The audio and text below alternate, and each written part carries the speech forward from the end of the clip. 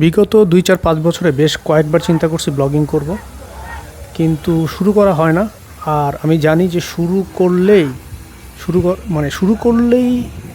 শুধু হয় না, সাস্টেন করার সবচেয়ে বড় চ্যালেঞ্জ। তো এই সাস্টেনেবিলিটির ভয়ে আর শুরুই করা হয় নাই।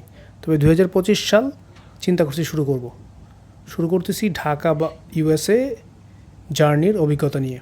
প্রথমেই একটু আর্লি গেলাম এয়ারপোর্টে, আন্দোলনের কখন কবে রাস্তা কোন দিকে বন্ধ থাকে সেই চিন্তা করে গিয়ে লাউঞ্জে ঢুকলাম।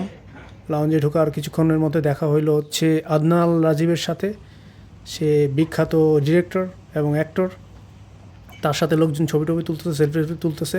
সে কান ফেস্টিভ্যালে যাচ্ছে হচ্ছে তার একটা শর্ট ফিল্ম আলী স্ক্রিনিং হবে, সেটার উদ্দেশ্যে সরকারি প্রণোদনায়।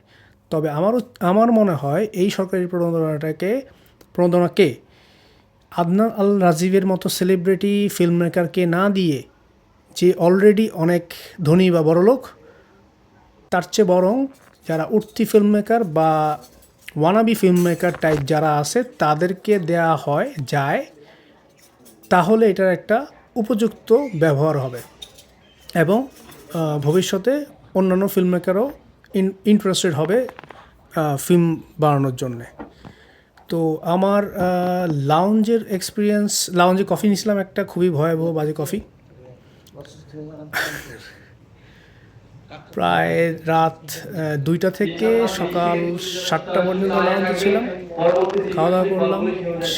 অবশেষে রওনা দিলাম হচ্ছে টার্কিশ এয়ারলাইন্সের একটা ফ্লাইটে। টার্কিশ এয়ারলাইন্সের ঢাকা থেকে ইস্তাম্বুল পর্যন্ত ফ্লাইটের খাবারগুলো বাজে ছিল, প্লেনের অবস্থাও বাজে ছিল, সার্ভিসও বাজে ছিল, ভয়াবহ। আর ঠিক ইস্তাম্বুল থেকে আবার ইউএস পর্যন্ত যে প্লেন ছিল সেটার কন্ডিশন ভালো, সার্ভিস ভালো, ফুড লাজবাব।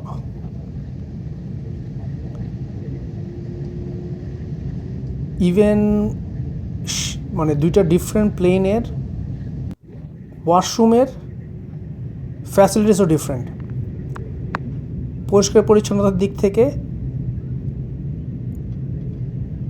সেকেন্ড ওয়ান মানে ইস্তাম্বুল থেকে ইউএসএ যাওয়ার প্লেন বেটার, সব দিক থেকে উন্নত।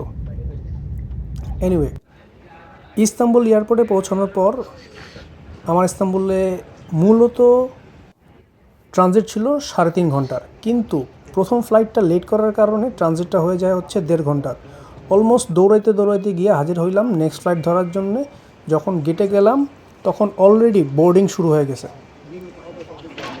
তো বোর্ডিং গেটের পাশে হাফ অ্যান আওয়ার বসলাম একটা ক্যাফেতে, একটু ওয়াশরুমে গেলাম। ওয়াশরুমে একটা ইন্টারেস্টিং জিনিস হচ্ছে সেখানে ম্যান উইমেনের সাথে পেটেরও ওয়াশরুম আছে। তার মানে হচ্ছে এটা পেট ফ্রেন্ডলি এয়ারপোর্ট।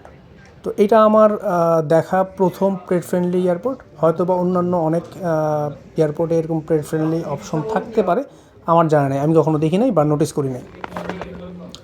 এনিওয়ে, ইস্তাম্বুল এয়ারপোর্টটা খুবই সুন্দর। গতবার যখন বাংলাদেশে যাচ্ছিলাম তখন আমার প্রায় 11 ঘন্টা ট্রানজিট ছিল। তো এয়ারপোর্ট থেকে তখন বের হয়ে নাই, এয়ারপোর্টেই ছিলাম। একটা 7-8 ঘন্টা একটু ঘুমায় কাটাইছি, বাকি সময়টা একটু ঘুরে ঘুরে দেখার চেষ্টা করছি। এয়ারপোর্ট সুন্দর, বেশ ভালো, অনেক ডিফারেন্ট বসার শোয়ার জায়গা আছে। তো একজন অ্যাটলিস্ট 6 থেকে 8 ঘন্টার যদি একটা ট্রানজিটে পড়ে তাহলে কেউ বোর হবে না। ইস্তাম্বুল থেকে ইউএসের ফ্লাইটের খাবারগুলো ছিল অসাধারণ মজাদার। প্লেনে সময় পাস করা খুবই কঠিন। এখানে আমার কিছু টেকনিক আছে। আমি ঘুমায় কাটাই, আগের দিন রেস্ট নেই না যাতে প্লেনে ঘুম আসে, আর কিছু সিনেমা দেখি, এই তো। আর ইউএসএ পৌঁছানোর পরই গিয়ে পড়লাম বৃষ্টিতে। টানা 2 দিন ভয়াবহ বৃষ্টি ছিল।